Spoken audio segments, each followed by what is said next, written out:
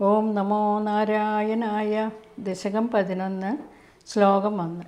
ക്രമേണ സർഗേ പരിവർദ്ധമാനേ കഥാപി ദിവ്യാസനഗാതയസ്തേ ഭവദ്വിലോകായ വികുണ്ഠലോകം പ്രഭേദിരേ മാരുതമന്ദിരേശ.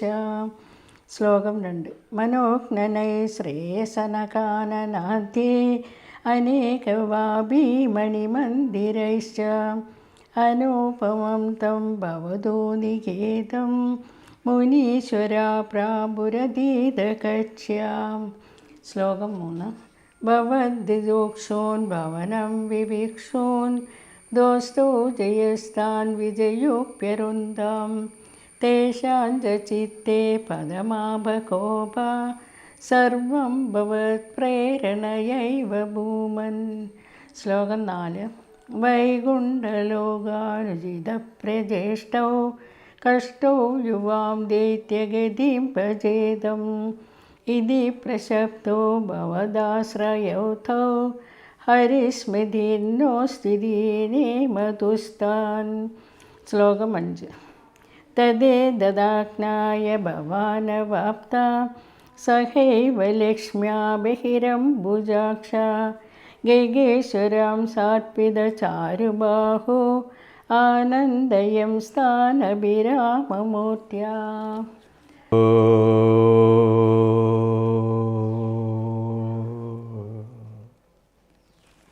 നമസ്തേ. ശ്രീമന്നാരായണീയം ദശകം 11. ഇതുവരെ ഭട്ടതിരിപ്പാട് സൃഷ്ടിയുടെ ആ തുടക്കം വളരെ മനോഹരമായിട്ട് നമ്മുടെ മുമ്പിൽ അവതരിപ്പിച്ചിരിക്കുന്നു. വളരെ പ്രധാനമാണ് സൃഷ്ടി. ആ സൃഷ്ടി എങ്ങനെ തുടങ്ങി എന്നുള്ളത് ഹൈന്ദവ സമൂഹം അറിഞ്ഞിരിക്കേണ്ടതാണ്. ആദ്യം തന്നെ ആ സൃഷ്ടിക്കാവശ്യമായ സാമഗ്രികളൊക്കെ തയ്യാറാക്കി അങ്ങനെയാണ് സൃഷ്ടി കർമ്മം ആരംഭിച്ചത്. സ്ത്രീ പുരുഷന്മാരെ സൃഷ്ടിക്കുകയാണ് ബ്രഹ്മാവ്. രണ്ടുപേരും യോജിച്ചെങ്കിൽ മാത്രമേ സൃഷ്ടി നടക്കുള്ളൂ. അതുകൊണ്ട് അവിടെ സ്വയംഭവ മനുവും ശതരൂപയും അവരാണ് മനുഷ്യവംശത്തിൻ്റെ മാതാപിതാക്കളായിട്ട് പുരാണങ്ങളിൽ പറയുന്നത്.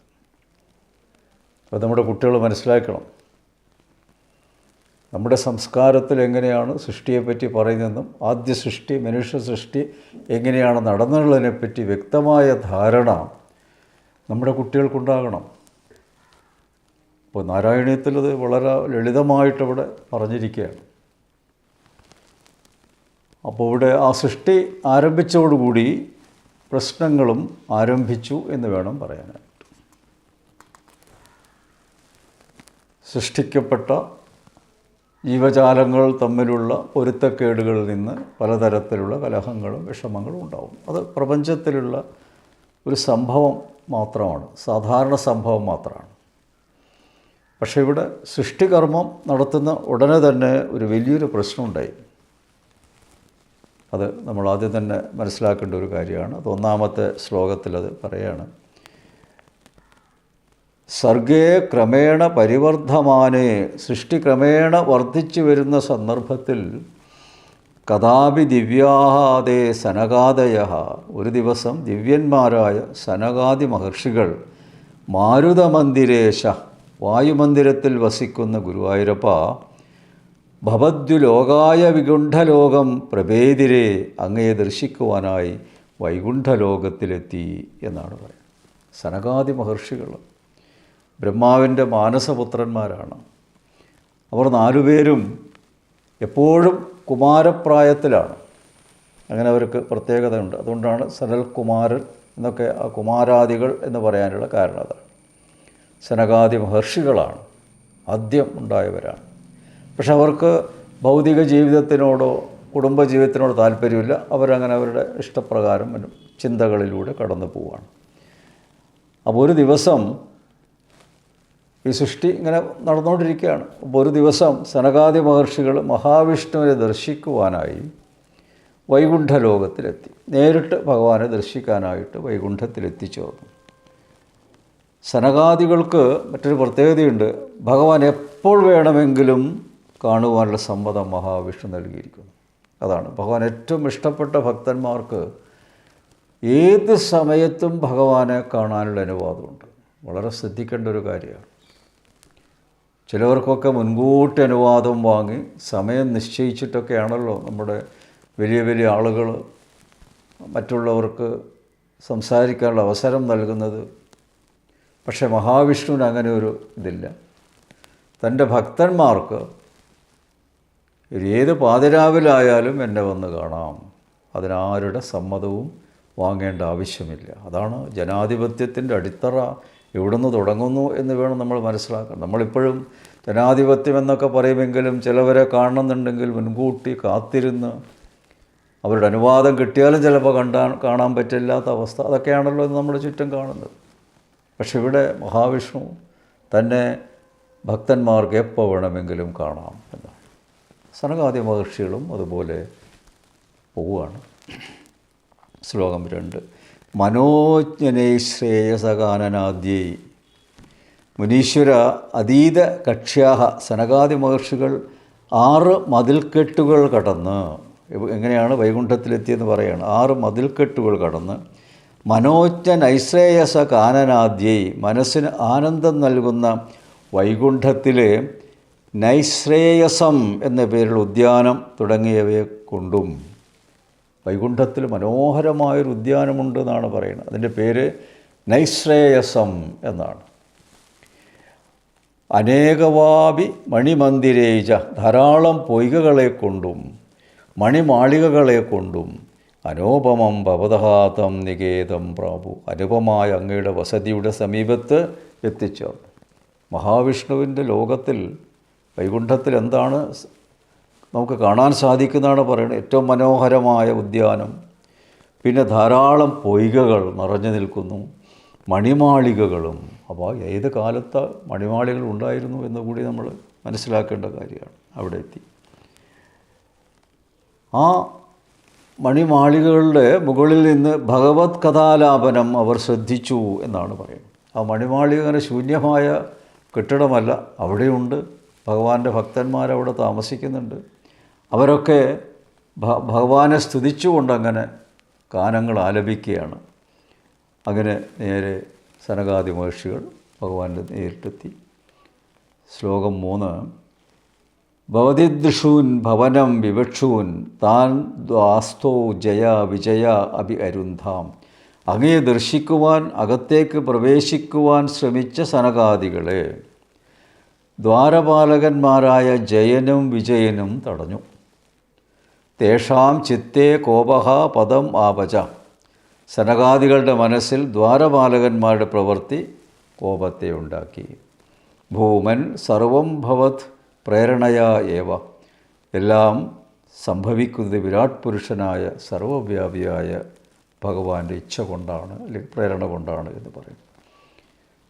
ഭഗവാന്റെ അടുത്തേക്ക് ചെല്ലാനായി അവിടെ ഒരു കവാടം ഉണ്ട്. ആ കവാടം കടന്ന് വേണം ഭഗവാന്റെ അടുത്തേക്ക് ചെല്ലാൻ. പക്ഷേ ആ കവാടത്തിൽ 2 ദ്വാരപാലകന്മാരുണ്ട്. ഭഗവാന്റെ കാര്യങ്ങൾ ശ്രദ്ധിക്കുന്നവരാണ് അവർ. അവരുടനെ തടഞ്ഞു എന്നാണ് പറയുന്നത്. അത് വലിയൊരു സംഭവമായി മാറി വൈകുണ്ഠത്തിൽ എന്നാണ്. ഭഗവാനെ കാണാൻ ഭക്തന്മാർക്ക്, പ്രത്യേകിച്ച് സനകാദി മഹർഷികൾക്ക് എപ്പോൾ വേണമെങ്കിലും കാണാം ഭഗവാൻ. അവരെയാണ് ഇവിടെ ഭഗവാന്റെ കാവൽക്കാർ, സെക്യൂരിറ്റി, അല്ലെങ്കിൽ ഭഗവാന്റെ കാര്യങ്ങൾ ശ്രദ്ധിക്കുന്ന ആ ഉത്തരവാദിത്വം ഏറ്റെടുത്തവർ തടയുന്നത്. ഇത് കണ്ടപ്പോൾ സനകാദി മഹർഷികൾക്ക് കോപമുണ്ടായി എന്നാണ് പറയുന്നത്. പക്ഷെ അവിടെ ഒരു ചോദ്യം വരുന്നു. രാഗദ്വേഷാദികളില്ലാത്ത സനകാദി മഹർഷികൾക്ക് കോപം വരാൻ പാടുണ്ടോ എന്നാണ്. സർവജ്ഞന്മാരാണ് സനകാദി മഹർഷികൾ. അവർക്ക് കോപം എന്ന വികാരം വരാൻ പാടുണ്ടോ? അതൊരു തെറ്റല്ലേ? അത് ഭഗവാൻ കണ്ടില്ലേ എന്നുള്ള ഒരു ചോദ്യം. പക്ഷേ ഇവിടെ അത് മനസ്സിലാക്കേണ്ടത് സർവവ്യാപിയും ത്രികാലജ്ഞനുമായ വിരാട് പുരുഷനായ മഹാവിഷ്ണുവിന് ഒരു ഇച്ഛ, അതാണ് അവിടെ നടപ്പിലാകുന്നത്. ഒക്കെ ഭഗവാന്റെ ഇച്ഛ എന്ന് പറയും പൂർവികന്മാരൊക്കെ.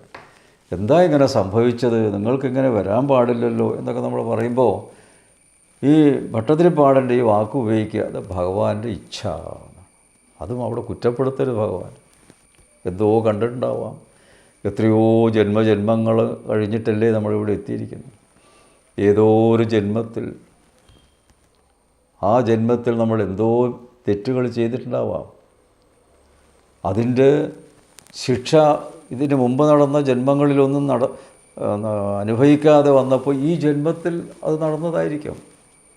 അതാണ് അതിപ്പോൾ നമ്മുടെ ഇന്നത്തെ സമൂഹമൊക്കെ ദൈവത്തിനെ പ്രാർത്ഥിക്കുന്നു, ഞാൻ ആ വ്രതം എടുക്കുന്നു, ഇതൊക്കെ എടുക്കുന്നു, എല്ലാം ഉണ്ടല്ലോ, എന്താ ദൈവം എന്നെ ഇങ്ങനെ ശിക്ഷിക്കുന്നത്, അല്ലെങ്കിൽ എൻ്റെ കാര്യം നോക്കാതിരിക്കുന്നു എന്നൊക്കെയുള്ള പരാതി പലരും പറയാറുണ്ട്. പക്ഷെ അവരൊക്കെ മനസ്സിലാക്കേണ്ടത് ഇതിനു മുമ്പ് എത്രയോ ജന്മങ്ങൾ കഴിഞ്ഞിരിക്കുന്നു. നമുക്ക് നമ്മുടെ സനാതനധർമ്മത്തിൽ അങ്ങനെ പൂർവ്വജന്മങ്ങളും പുനർജന്മങ്ങളുമുണ്ട്. മറ്റു മതങ്ങളിൽ അതില്ല, ഒറ്റ ജന്മേ ഉള്ളൂ. പക്ഷേ അത് കാര്യകാരണസഹിതം തെളിയിക്കപ്പെട്ടൊരു കാര്യമാണ്. അപ്പോൾ ഏതോ ഒരു ജന്മം അതിൽ സംഭവിക്കാം, നമ്മൾക്ക് തെറ്റ് സംഭവിക്കാം. അത് നമ്മളിപ്പോഴാണ് അനുഭവിക്കേണ്ടി വരുന്നത്. അത് ഭഗവാന്റെ ഇച്ഛ ആയി നമ്മൾ കണക്കാക്കുക, അത്രയേ ഉള്ളൂ. പിന്നെ 4-ാമത്തെ ശ്ലോകം, വൈകുണ്ഠലോകാനുജ പ്രജഷ്ഠോ. വൈകുണ്ഠലോകം ആർക്കും എപ്പോഴും പ്രവേശിപ്പിക്കാവുന്ന ഇടമാണ്.